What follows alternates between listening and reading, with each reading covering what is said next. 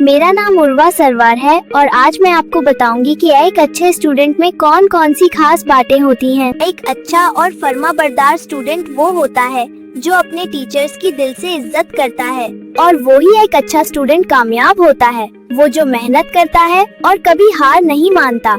आज मैं आपको ये भी बताऊंगी कि अच्छा स्टूडेंट सबका प्यारा क्यों होता है। एक अच्छा स्टूडेंट सबका प्यारा वो ही होता है जो पढ़ाई में दिल और दिमाग दोनों लगाता है। और आज मैं आपको ये भी बताऊंगी कि एक अच्छी स्टूडेंट का रवैया क्लासरूम में कैसा होता है। एक अच्छी स्टूडेंट का रवैया क्लासरूम में ऐसा होना चाहिए कि जो अपनी गलती जल्दी तस्लीम करके आगे सही से सीखने का जज्बा रखता हो। फिर से अच्छा स्टूडेंट वक्त की कदर करता है और काम वक्त पर करता है। इसी आदत से जिंदगी आसान हो जाती है।